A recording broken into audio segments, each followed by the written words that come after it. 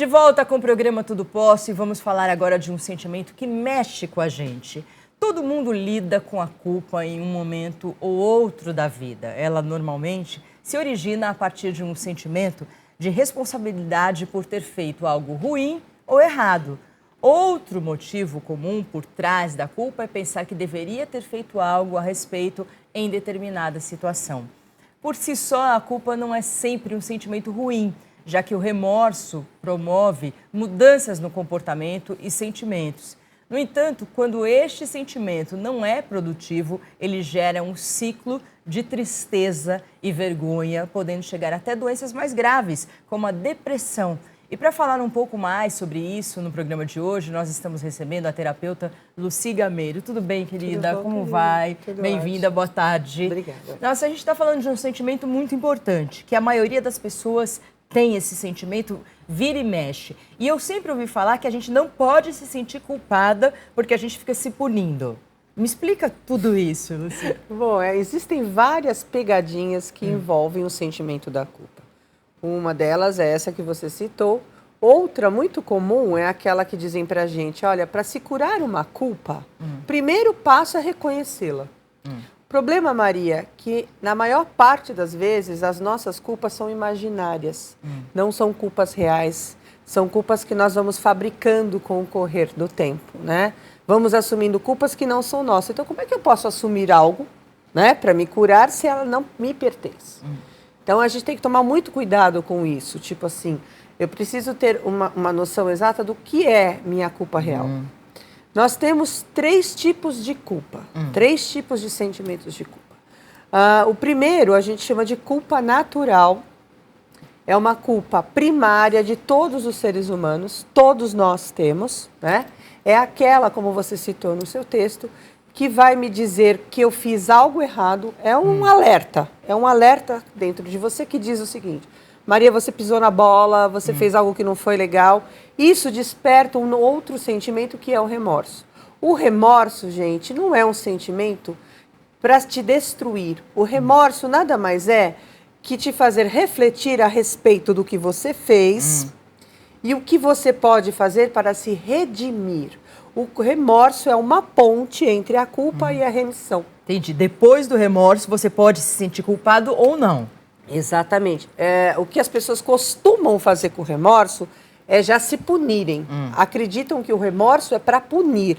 O remorso não é para isso. Esse sentimento de desconforto, né, de se sentir assim estranho, desconfortável, a ponto de você falar assim, poxa, eu gostaria muito de fazer algo por aquela pessoa que eu de repente prejudiquei, né? Eu quero colocar uma boa impressão no lugar, enfim. Para isso que serve o remorso. Mas as pessoas levam isso como uma punição e se afundam no remorso e não fazem nada para melhorar a situação. Só se consomem. Então, até onde eu sei, a culpa nunca tratou ninguém. Né? Eu acho que não é por aí que você vai conseguir se livrar ou resolver essa situação. Essa é a culpa primária, ela é uma culpa benéfica. Por quê? Imagine você se nós não tivéssemos essa culpa natural. Vamos, por exemplo, assim, quando você mata uma barata na sua casa, você vai lá, mata a barata porque é você ou ela, não é? Eu fico com pena da barata. Se voar, então, a gente não pensa 2 vezes. Mata mesmo e acabou. Quando eu mato uma barata, eu não acho nada de absurdo, né, naquilo. Não vejo. Dependendo do seu conceito religioso, enfim, pode interferir. Agora, imagine você. Por exemplo, alguns serial killers foi detectado, eles não processavam a culpa natural. Eles realmente não têm. Entendi. Então eles fazem coisas... Então, para ele, muitas vezes... Olha que maluco isso. Um serial killer, ele pode ter remorso por matar uma barata, mas não por matar uma mas pessoa. não por matar uma pessoa. Mas o sentimento não seria o mesmo? Não, então, mas depende o acesso do sentimento. Por quê? Imagine você, um serial killer que cultive a natureza, que preserve a natureza, entendeu? Porque aí é uma série de fatores. Os valores deles são a questão de não produzir a culpa natural pode ser uma questão patogênica, pode ser um trauma, né? Um pós-acidente, enfim, tem uma série de circunstâncias que eles conseguiram provar através de exames de imagem que há uma atrofia na região do cérebro onde fica a culpa. A culpa natural. Então, por isso que eu te falei, por que ela é benéfica? Porque ela te segura para não fazer coisas... Ela traz um certo esclarecimento, não é? É o que eu te falei, eu resumo Ou mais... um chamado. É um alerta chamado, mesmo, é um alerta. Tipo, Maria, para por aí, que já deu, você já fez besteira, vamos tentar consertar essa bagunça. Isso é benéfico, porque sem isso, sairíamos por aí cometendo atos, né? E quando a gente faz errado,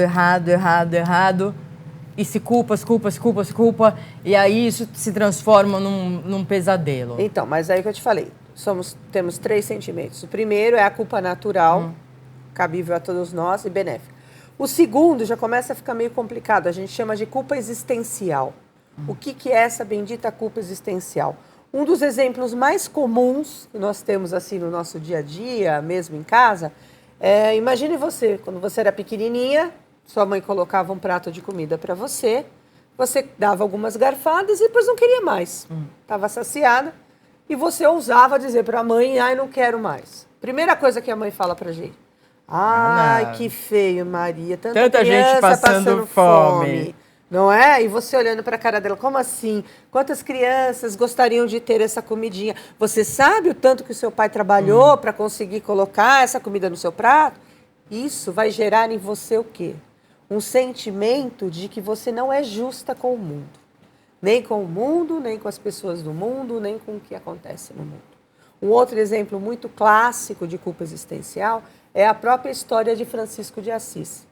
Ele, de acordo com as nossas pesquisas, ele teve um surto de crise, né, de culpa existencial, porque ele era rico. Ele era rico, ele tinha poder, ele tinha conforto, enfim. E num dado momento, ele se compara às demais pessoas que vivem ali próximo a ele, doentes, com fome e tal, e ele não se sente justo, nem merecedor daquilo. Então ele se despe completamente de todos os bens, inclusive sai nu da própria casa e sai em peregrinação pela Itália. O fato interessante é que quando ele está para morrer, Francisco de Assis, ele sente a culpa natural do remorso e ele pede perdão ao corpo por tudo que ele fez passar. Tipo, não era necessário eu ter me privado de água, de comida, passar frio e tudo mais, porque ele percebeu que isso não acabou com a injustiça do mundo. E isso é muito comum em nós. A culpa existencial é uma culpa que você, quando você começa a se analisar, fala, meu Deus, quantas eu não carrego. Às vezes você carrega a culpa por ser uma pessoa bonita, por ser inteligente, por se destacar. Imagine você dentro de um núcleo familiar com outros irmãos, e aí você fala, poxa, só eu dei certo. Sei lá, me destaquei, né? Daí você se sente mal, culpada. Se sente culpada, injusta com os irmãos. Ah, minha mãe teve um casamento que foi péssimo. Eu me casei, tenho a sorte de ter um bom marido e tal. Me sinto culpada pela infelicidade da minha mãe.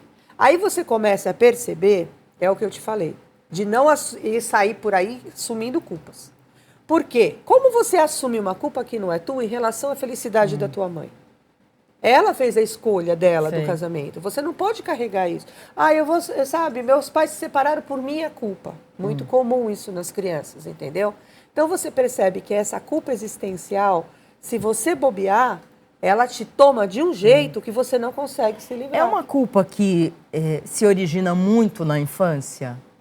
Começa muito na infância. É o que eu te falei. Esse hábito que nós temos, né, de querer a todo custo ver os pimpolhos comendo, a gente apela para qualquer coisa. Ou falar que eles não fazem nada direito. Exatamente. Né? Você nunca vai ser ninguém. Malandro, vagabundo, não estuda. Exatamente. Não né? O que você vai ser, não sei o quê, né? Como é que você vai criar teus filhos. Enfim, isso começa muito na infância, mas quem alimenta isso somos nós mesmos. Porque essa pessoa tem a capacidade de se ver livre daquilo. Você sabe, mas tem um fato interessante, até é uma das características benéficas da culpa, né? Tem pessoas que têm uma tendência maior a se sentirem culpadas do que outras, né? É nítido. Mas elas têm alguma coisa no cérebro ou não? Então, alguns estudos provaram que sim, outros duvidam um pouco, enfim. A questão é que eu te falei, na área do cérebro que está relacionada à culpa natural, geralmente em casos mais graves, como serial killers, foi mostrado uma atrofia. Mas suponhamos que você não desenvolveu dentro do seu sistema límbico essa tua área da culpa. Por isso que você fala, às vezes, entre irmãos, né? Acontece alguma coisa de errado, tem sempre um que sai na frente e fala, não, fui eu, deixa comigo, né? Não bate nele, não castiga ele e tal. E, esse tem uma capacidade maior de lidar assumir. com o problema, né? Tem, porque ele acredita que seja o portador da culpa do mundo. Uma universidade nos Estados Unidos, na Califórnia, ela fez esse estudo a respeito dos benefícios da culpa. E eles perceberam que uma pessoa que tende a se sentir culpada, ela se torna um ótimo chefe, um ótimo líder. Por quê? Justamente porque ele não tem o hábito de sobrecarregar ninguém.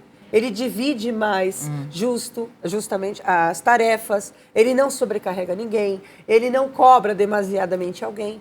Então, você percebeu que ele vai ser o primeiro a fazer as tarefas que ninguém quer fazer. Então, há um benefício desde que dosado isso. A terceira culpa que a gente se refere, essa realmente é perigosa porque a gente chama, inclusive, de culpa tóxica. Então, pelo nome, você já imagina que não é uma boa, né, sentir isso. O que é uma culpa tóxica? A culpa tóxica, ela traz consigo um sentimento secreto de que você não é uma pessoa boa. Eu não sou uma boa pessoa, eu não sou confiável, sabe? Eu não sou fiel, eu não mereço o carinho das pessoas. Isso vai te intoxicando. Muitas vezes, essa culpa é alimentada externamente mesmo, né? Suponhamos que você tenha passado pela separação dos seus pais, acompanhado aquilo e diversas vezes o seu nome foi citado, porque aí agora, o que a gente faz? Eu não sei com o que vai ficar, nananana. Você começa a assumir as culpas que não são suas, são dos seus pais, mas você começa a trazer para si. Lógico, aí vai gerar um problema de autoestima rebaixada, vai virar uma consequência até chegar a uma depressão. A culpa tóxica, ela é a maior causadora do suicídio entre as pessoas. Porque secretamente não é algo que você está se autopunindo, né? Então, porque, olha, quando a gente pensa em culpa, precisa haver um julgamento, né? Para se decretar alguém culpado, é necessário um julgamento. O problema, Maria, é que nós somos implacáveis quando se tratam do nosso julgamento. Eu sou capaz de perdoar o assassino do meu filho, mas não sou capaz de me perdoar por naquele dia de repente não ter dado um beijo, não ter abençoado, enfim, né? Ou de repente naquele dia eu discuti com ele e ele saiu de casa nervoso e aí eu posso acreditar que porque estava nervoso ele não percebeu o assaltante, enfim. Você começa a criar, né, a imaginar culpas para você. Por isso que eu te falo que ela é muito perigosa. E aí o que acontece numa dessa? Eu começo a desenvolver o que a gente chama de plano de punição. Porque estamos lá. Vamos para julgamento, nos foi declarado culpado. Uma vez que recebemos a sentença de culpado, é necessário uma punição. Tudo bem que no nosso país nem sempre os culpados são punidos, mas... E muitas vezes é velada essa punição, né? A pessoa se autodestrói, exatamente, né? Mas quando eu sou o meu juiz, quando eu sou o meu algoz, eu não permito falhas. Sequer permito um advogado de defesa. Eu já entro no julgamento, tipo, eu sou culpada, entendeu? E aí vem, bom, declarado culpada, a sentença e tal, eu preciso me punir. Eu não posso ficar ilesa. Eu cometi um erro, eu cometi um crime, eu cometi um delito, né? E o que eu faço? Eu me puno, na verdade eu me puno através de um plano que eu crio para mim. O que eu posso criar a respeito disso? Bom, suponhamos que a gente falou, eu não me sinto uma pessoa boa, não me sinto merecedora de felicidade, de paz, de saúde, porque uma das partes das doenças psicossomáticas justamente vem da sensação, do sentimento de culpa. Daí você vai desenvolvendo a doença, né? Você vai desenvolvendo, você vai cortando oportunidades positivas para você. De repente você encontra um rapaz muito bom, né? Honesto, trabalhador, tudo de bom para você. Você fala, Não, eu não mereço. Esse não. Eu vou procurar um traste, eu vou procurar alguém, sabe, que me puna severamente. Gosta de ser mulher de malandro, né? Exatamente. Por quê? Mas secretamente, ela acha que precisa daquilo. Ela acredita que precisa, porque... Ser punida. Sei lá o que eu, né, eu fiz, eu estraguei a vida dos meus pais, eu prejudiquei meu irmão. E agora eu vou ser punida. E agora eu vou ser punida. Então, essa culpa tóxica realmente... É complicado, né? E quando a pessoa culpa a outra? Aquele que sempre está culpando o outro?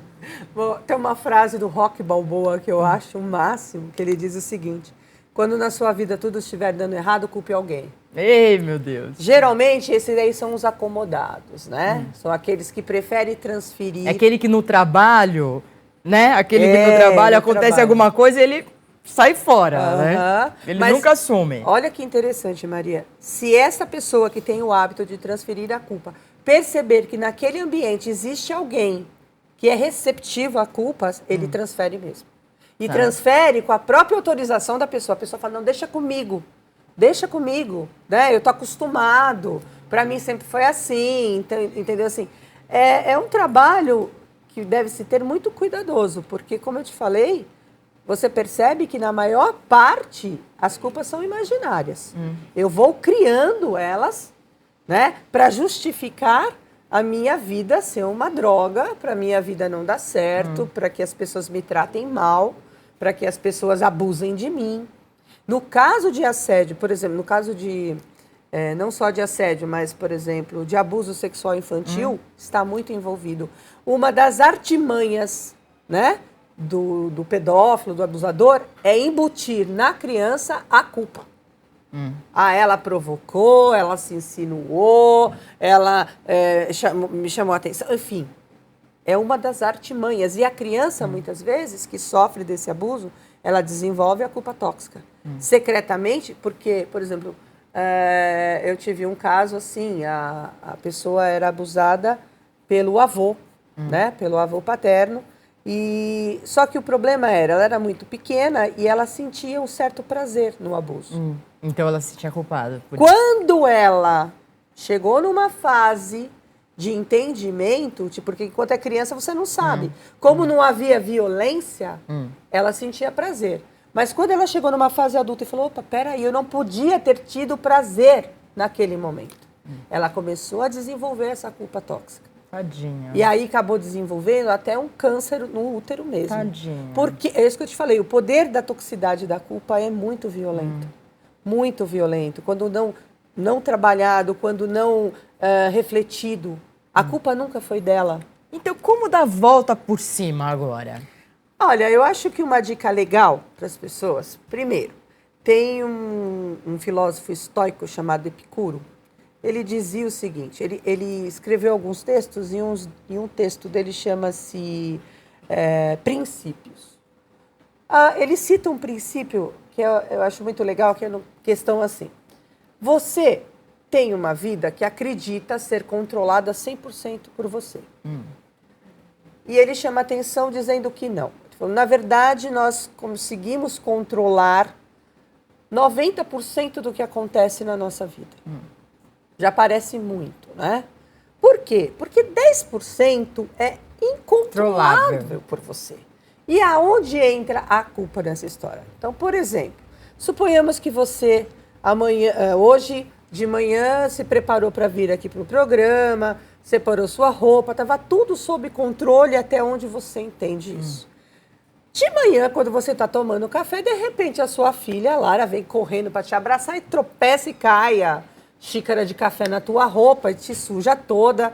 E você está atrasada já, você acaba reagindo de uma maneira negativa. Falando, ai, Lara, caramba, filha, olha o que você fez agora. Mamãe vai ter que trocar essa roupa, vou chegar atrasada. Você já embutiu uma culpa nela. Você já transferiu para ela uma responsabilidade. E aí o que acontece? Aí, de repente, sua mãe estava lá também e fala, poxa, Maria, não é assim, você já discute com a sua mãe também.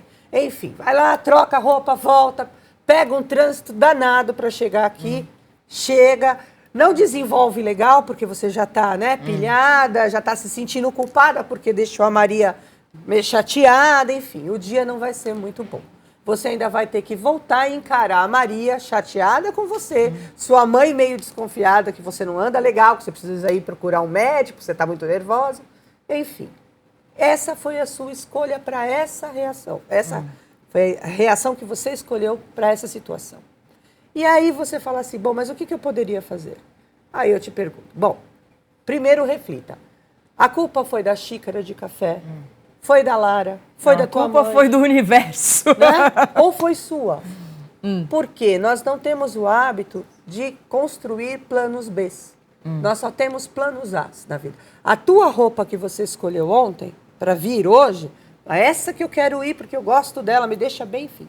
Você nunca pensou que a vida não é 100% controlada por você e que algo poderia acontecer? Esses 10% que Epicuro fala é justamente a Lara, a xícara de café, o trânsito da tua mãe. Isso você não controla. Então, se eu posso controlar 90% que cabe a mim, eu posso escolher como reagir. Imagine você reagindo de uma outra maneira. A mesma cena, a xícara caindo e tal, você falando, Lara, relaxa, meu amor. Isso acontece. É a reação que você tem ao fato. Né? Exatamente. E isso vai te fazer ou culpado ou não. Lucy, muito obrigada. Adorei os esclarecimentos, todo o nosso bate-papo aqui. Eu acho que muita gente gostou porque se sente próximo a esse tema, porque a gente se sente culpada meio que o tempo todo, né? E como fazer para não se sentir culpada, para reverter isso e não se fazer mal. Muito obrigada. Até a próxima, volte sempre. No próximo bloco, a gente tem a Colomba Pascal. Colomba Pascal com a Adriana Teles, muito gostosa. Você vai aprender a fazer, tá chegando a Páscoa e tal. Ela, além de ser muito divertida, é muito competente. É daqui a pouco.